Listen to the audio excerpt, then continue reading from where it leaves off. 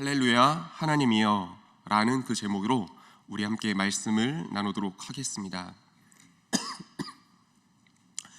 이 시간 우리 함께 나눈 고백되는 이 시편 111편의 말씀은요, 한 가지 특이사항을 가지고 있는 말씀입니다. 알파벳 시편 그리고 답관체 시편이라고도 불리는데 그 이유는 이렇습니다. 히브리어 알파벳이 총 22자로 되어 있잖아요. 그런데 그 22자 알파벳 순서에 따라서 이 첫자 그 알파벳 순서에 따라서 이 시편 말씀이 기록되어 있다는 것입니다. 이를테면 저희가 삼행시를 지을 때도 첫자를 따라서 말을 이렇게 이어나가잖아요. 한글로 따진다면 가나안에서 백성들이 나왔는데 이런 식으로 가나다라 순서에 따라서 이 히브리어 알파벳 순서에 따라서 지어진 시편 말씀이 오늘 읽은 이 말씀 시편 111편의 말씀이라는 것입니다. 그런데 이렇게 알파벳으로 답관체 시편으로 이렇게 말씀이 기록된다면 어떤 특이사항을 가질 수 있을까요?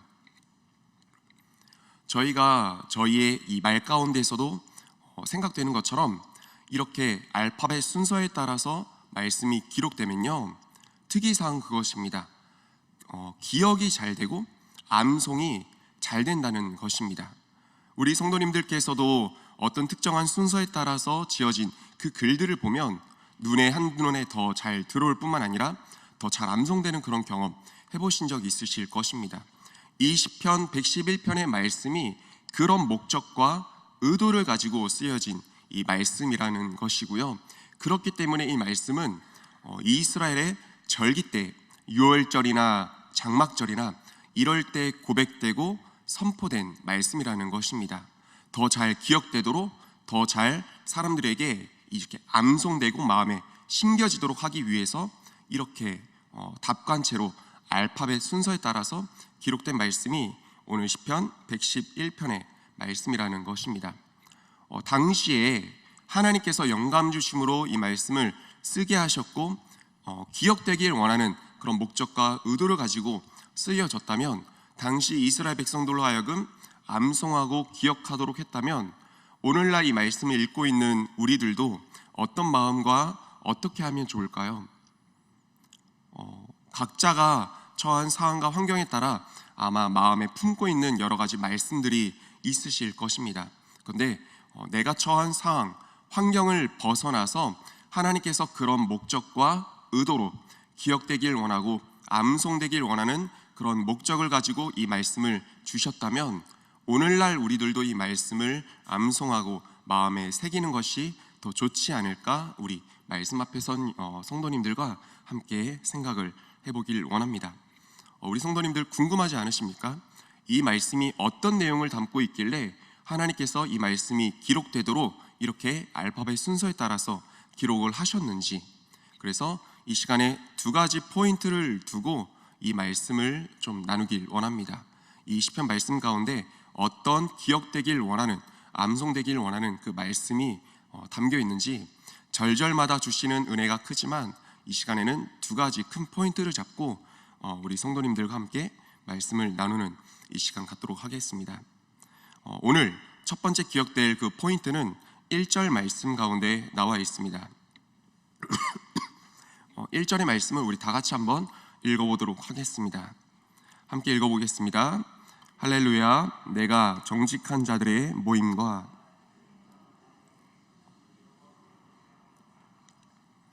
아멘. 시편의 기자는 정직한 자들의 모임과 이 회중 가운데에서 어떻게 하라고 하고 있습니까? 전심으로 여호와께 감사하리로다. 근데 말씀을 보니까 이 감사란 표현에는 이런 의미도 담겨 있답니다. 극찬하다, 원어에는 극찬하다, 한마디로 하나님을 전심으로 찬양하라 라는 이런 또 의미가 담겨 있다고 이렇게 얘기를 합니다. 제가 전 사역지에서 초등학생 아이들을 이제 가르쳤었습니다. 근데 그 초등학생 아이들을 데리고 성경학교를 진행하면서 이런 주제가 있었어요.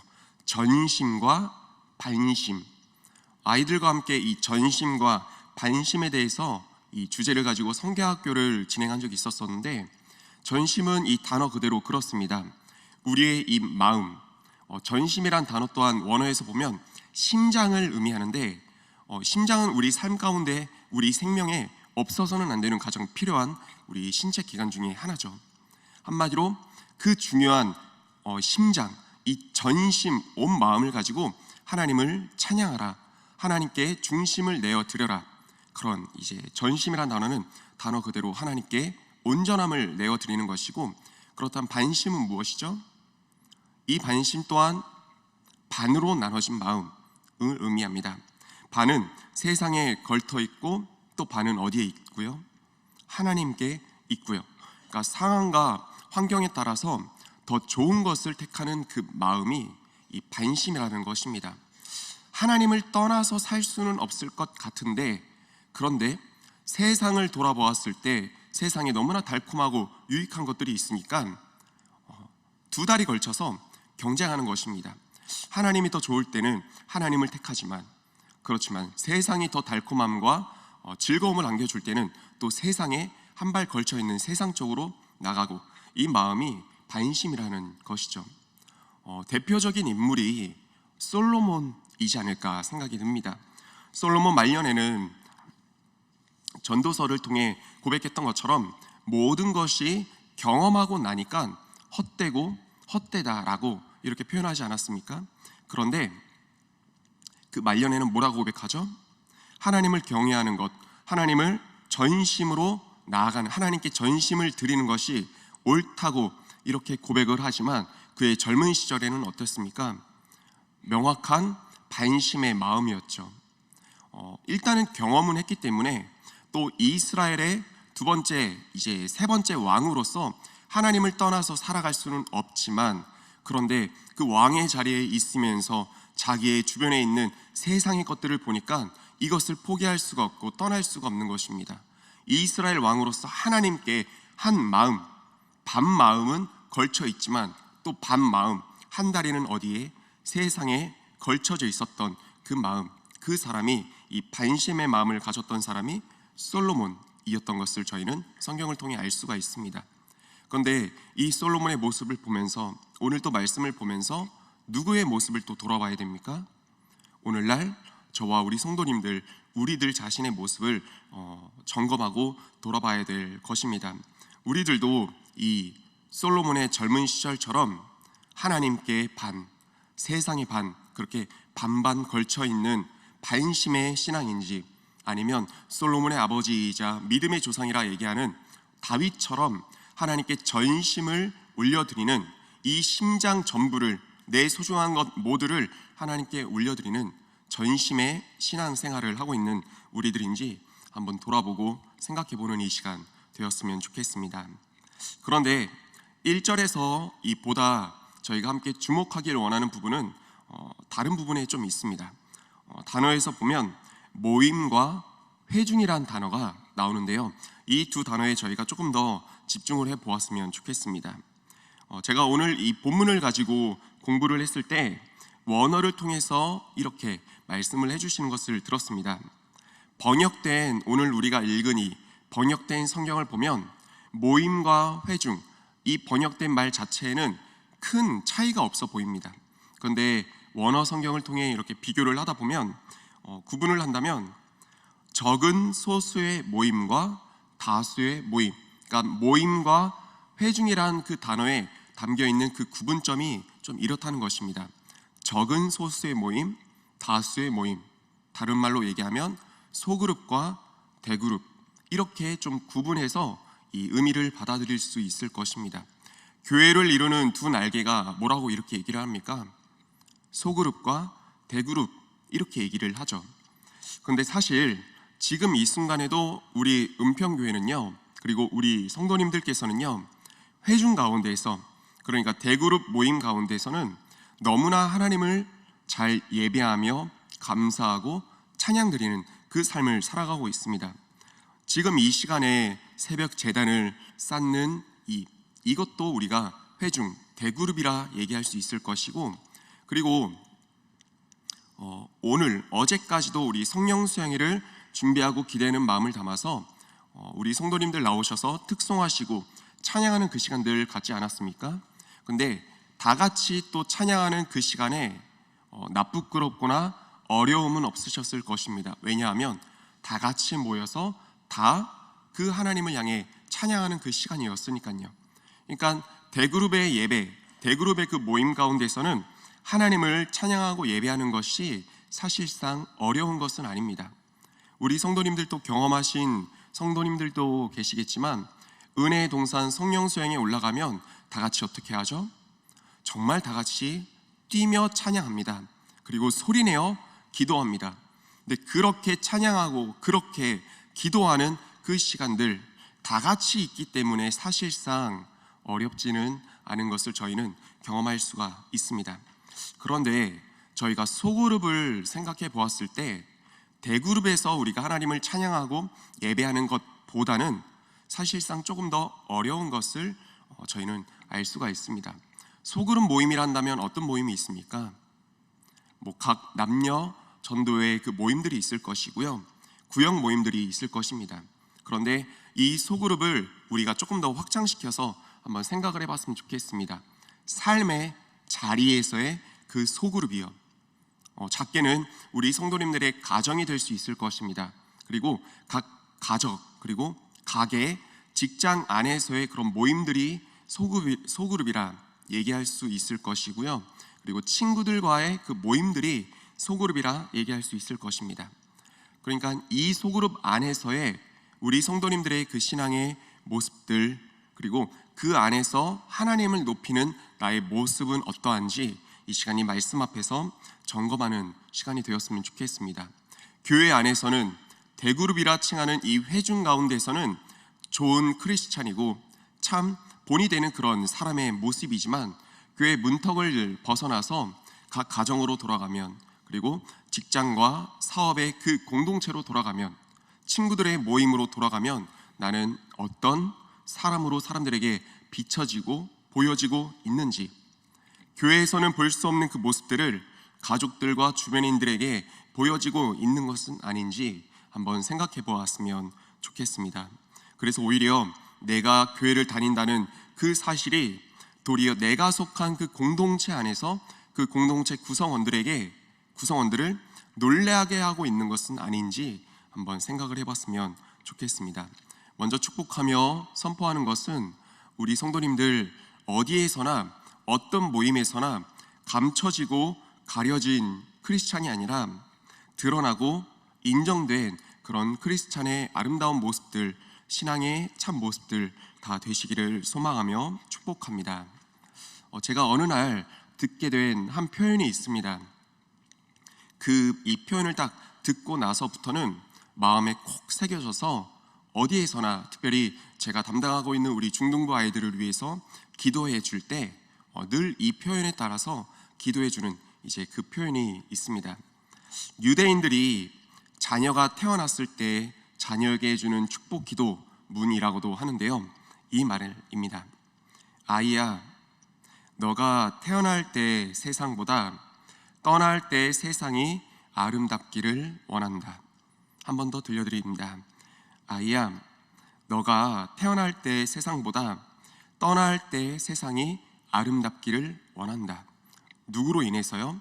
하나님께서 분명한 목적을 가지고 이 땅에 보내신 너, 아이, 나를 통해서요. 근데 이 말을 다르게 한번 적용시켜서 한번 성도님들께 말씀드려 보겠습니다. 우리 성도님들 어딜 가시든지 어느 공동체에 가시든지 우리 성도님들께서 들어가실 때의 공동체보다 이제 그 공동체에서 나오게 되는 때가 있을 거 아니에요. 근데 우리 성도님들께서 들어갈 때의 공동체보다 나올 때의 공동체가 더 아름답게 되기를, 그곳이 더 빛나게 되기를 소망하며 축복합니다. 이 무슨 의미를 담고 있는 것입니까? 내가 들어가기 전에는 그래요, 그곳에 어둠이, 그래요, 그곳에 근심과 걱정이 덮여 있을 수 있습니다. 하지만 우리 성도님들께서, 하나님의 마음을 가진 우리 성도님들께서 그곳에 들어가서 그곳에 있음으로 말미암아, 그래서 그곳을 나오실 때 어떻게 변해 있다고요? 어둠이 들여진 그 공동체였지만 성도님들께서 그곳에 들어가서 그곳에 있음으로 말미암아 희망과 소망과 빛이 일어나고, 그곳에 죽음이 깃들여진 공동체였다면 성도님들께서 들어가심으로 말미암아 어떤 공동체요? 나오실 때는 생명이 솟아있는, 생명력이 남아있는 그 공동체가 되기를, 우리 성도님들 그런 삶이 되기를 소망하며 축복합니다. 근데 더 나아가서 이렇게도 한번 축복했으면 좋겠습니다. 내가 떠나간 그 자리에 무엇이 남아있는지요, 한번 생각해보고 이렇게 믿음으로 선포하며 기도 제목이 되었으면 좋겠습니다. 내가 들어가고 나올 때 그곳에 부정적이고 가시가 남아있는지, 아니면 내가 들어가고 나왔을 때 그곳에 아까 말씀드렸던 것처럼 희망과 소망과 생명이 남아있고 그곳에 긍정이 남아있는 그런 역할을 감당할 수 있는 우리 성도님들 다 되시기를 소망하며 축복합니다. 놀랍게 깨닫게 된 사실이 있습니다. 이거는 정말 그렇게 되길 원하는 하나님을 향한 우리의 선포이고 기도의 제목이잖아요. 우리 자녀손들을 위해서 일찍부터 이러한 기도 제목으로 기도해야 된다는 것입니다. 정말 우리 자녀손들 어떤 삶이 되기를 원합니까? 우리 자녀손들 가는 곳마다 꺼림칙해지고 우리 자녀손들이 가는 곳마다 거부되는 그런 삶을 살기를 원하십니까? 아니면 정말 누구라도 반기게 되고 또 누구라도 어느 공동체에서든 찾게 되고 또 소개해주고 싶은 사람이 진짜 좋은 사람 아닙니까? 우리 자녀손들이 어떤 삶을 살기를 원하십니까? 바라고 희망하고 소망하는 대로 지금 말씀드린 이 기도의 제목에 따라서 우리 자녀손들을 위해 그렇게 일찍부터 기도하며 선포하는 우리 성도님들의 기도 제목화 되기를 소망하며 축복합니다. 태어날 때의 세상보다 떠날 때의 세상, 아름다운 것은 하나님께서 보내신 나로 인해서, 나의 자녀 손들로 인해서 그런 삶이 다 되시기를 소망하며 축복합니다. 아멘. 마지막으로 좀 살펴보길 원합니다. 하나님의 속성에 대해서 이 시편 111편이 담고 있는데, 하나님께서 기억하도록 주신 큰 이유 중에 하나가 이 시편 111편에 담겨 있는 하나님의 그 속성 때문이 아닐까 하는 생각을 한번 해봅니다. 2절로부터 시작해서 이 말씀을 살펴본다면 하나님 당신에 대해서 이렇게 기록되어 있는 것을 우리 성도님들 보실 수 있을 것입니다. 제가 간략하게만 한번 말씀드려 보겠습니다. 크신 하나님, 존귀하고 영유하신 하나님, 기적을 베푸시며 은혜와 자비의 하나님, 양식을 주시는 하나님, 약속을 성취하시는 하나님, 진실하시고 정의로우시며 또 속량하시고 거룩하시고 지존하신 하나님, 이 절절마다 그 하나님의 특성에 대해서, 속성에 대해서 이렇게 담고 있는 것을 말씀을 통해 확인할 수가 있습니다. 이런 속성들만 봐도, 이런 말씀들만 봐도 단번에 떠오르는 우리의 고백이 무엇입니까? 할렐루야, 찬양받기에 합당하신 하나님이십니다. 이 절로 고백되고 선포되는 하나님의 속성들 아니십니까? 그리고 무엇보다 담임 목사님께서도 이번 성령 수양회를 준비하시면서 이번 특수 때 해주신 말씀 중에 하나가 무엇이었습니까? 말씀에 기록된 대로, 우리에게 주신 이 말씀대로 기도해라. 하나님께서 당신의 속성을 기록해 놓으신 것이 무엇입니까? 이유가 무엇입니까? 이 하나님이 우리의 하나님이라는 거죠. 이 하나님이 우리의 삶 가운데 임하시는 하나님이라는 거죠. 기도할 때 어떻게 기도해요? 약속을 이루시는 하나님, 내 삶 가운데서도 약속을 이루어 주옵소서. 진실과 정의와 공의로우신 하나님, 내 삶 가운데 죄로 만연하지만 죄 가운데 악한 자들이 웃는 이 세상이라고 하지만 정의로우신 하나님, 공의로우신 하나님이여 내 삶 가운데서 일하시고 역사하여 주옵소서. 말씀에 의지하고 근거해서 우리가 기도하는 것이 필요하다, 이렇게 하지 않습니까? 이 시편 111편의 말씀을 떠올리시면서 이 속성의 하나님을 기억하시며 나의 하나님으로 붙잡고 기도하며 선포하며 나아가는 우리 성도님들 되시기를 소망하며 축복합니다. 그런데요, 지금 이 시편 111편에 무수한 하나님의 속성이 담겨 있지만 그 가운데서도 저희가 이 시간 잠깐 주목하길 원하는 한 가지 속성이 있습니다. 그것은 반복되는 표현 가운데 찾아볼 수가 있습니다. 1절부터 10절까지 나와 있는 이 10절의 말씀이지만 무려 5번이나 반복되는 이 표현에 이 하나님의 속성이 있습니다. 3절과 5절, 8절, 9절, 10절에 보면요, 우리 성도님들 혹시 어떤 단어가 반복되는 것을 볼 수 있을까요? 영원입니다. 하나님의 여러 가지 속성을 나열하면서도 동시에 빠지지 않고 5번이나 반복되는 그 하나님의 속성은 영원하신 하나님이라는 것입니다. 하나님은 영원한 분이다. 근데 우리 성도님들, 이 영원한 하나님의 속성이 너무나 귀한 은혜가 되고 우리에게 소망이 되는 것 아십니까? 왜 하나님이 영원하시다, 이 영원의 하나님이 우리에게 소망이 되는 것이죠? 우리에게 기대가 되고 우리에게 내일의 소망이 되는 이유가 무엇이죠? 이것입니다. 이스라엘의 하나님, 성경은 분명히 몇천 년 전의 말씀입니다. 그 내용들은요, 우리와 전혀 다른 지역 가운데 쓰여진 사람들에게 주신 이 말씀들이고요, 수천 년 전에 기록된 그 내용과 상황과 환경의 말씀들입니다. 그런데 오늘날 우리가 이 말씀을 읽고 붙잡고 기도하는 이유가 무엇이죠? 이것입니다. 하나님 영원하시니까요. 그때 그 순간에만 존재하셨고 그들 가운데 그들에게만 일하시는 하나님이 아니라 태초부터 영원까지 존재하시는 그 영원하신 하나님은 그때 그들의 하나님이시면서 동시에 오늘날 우리의 하나님이기도 한다. 그렇기 때문에 이 영원한 하나님의 속성이 우리에게 희망이 되고 소망이 된다는 것입니다. 하나님께서 아브라함을 인도하셨습니다. 부르시고 그 길을 인도하셨죠. 아브라함의 하나님, 그러면 영원하신 하나님은 누구의 하나님이 되는 것입니까? 오늘날 이 말씀을 붙잡고 있는 저와 우리 성도님들의 하나님이기도 하는 것입니다. 아브라함을 인도하셨기 때문에 오늘날 저와 성도님들을 부르시고 인도하시는 분이 하나님이시라는 것입니다.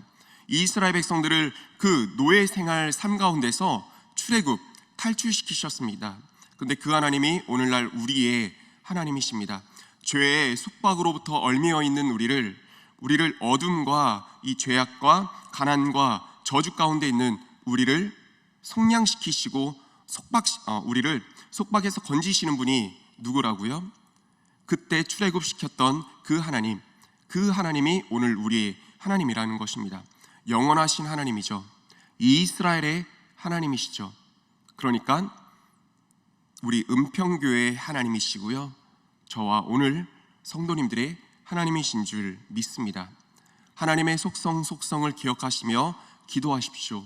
그런데 빠지지 않고 우리가 덧붙여 기도할 그 하나의 속성은 하나님은 영원하시다는 것입니다. 영원하신 하나님이기 때문에 그때 일하셨던 하나님, 오늘 나에게도 일하시옵소서. 변치 않으시니까요. 그분은 변하지 않으시는 분이니까요. 그때 일하셨기 때문에 오늘 내 삶 가운데도 일하시는 하나님이 될 줄 믿습니다. 말씀을 정리하겠습니다. 하나님께서 기억하라고 주신 그 답관체 알파벳 순서에 따라 기억되기 쉽도록 주신 이 말씀, 오늘 번역돼서 읽기 때문에 우리가 당장에 잘 읽혀지는 그런 구조는 아닐 것입니다. 하지만 그 의미 자체가, 이 시편 111편에 담고 있는 의미 자체가 기억되길 원하고 암송되길 원하는 하나님의 마음이 담겨 있기 때문에 저와 우리 성도님들 이 말씀을 기억하고 마음에 새기며 나아가는 축복이 있기를 소망하며 나아갑니다. 그리고 교회 안팎에서 참된 크리스찬으로 살아갈 수 있는 저와 우리 성도님들 되시기를 소망하고요. 그리고 들려드렸던 그 표현 기억하시면서 태어날 때의 세상보다 떠날 때의 세상이 아름다운, 들어갈 때의 공동체보다 나올 때의 공동체를 더 아름답게 하는 저와 우리 성도님들의 삶이 되기를 소망하며 축복합니다. 그리고 무수한 하나님의 그 속성을 붙잡고 기도하시면서 빠지지 않고 우리가 붙잡을 그 하나님의 속성은 무엇이라고요? 영원이라고요. 영원하신 하나님, 이스라엘의 하나님, 오늘 나의 하나님으로 붙잡고 기도하며 나아가는 저와 우리 성도님들의 삶과 특별히 오늘 하루가 되기를 소망하며 축복합니다. 함께 기도하겠습니다. 오늘 주신 하나님의 말씀을 기억하시면서 영원하신 하나님, 오늘 내 삶 가운데서 일하시고 역사하여 주시옵소서. 나와 내 자녀 손들이 어떠한 삶을 살길 원하는지 오늘 말씀을 기억하시며 붙잡고 믿음으로 선포하며 기도하는 이 시간 되기를 소망합니다. 오늘 말씀 기억하시면서 우리 다 함께 주여 한번 외치고 통성으로 기도하시겠습니다.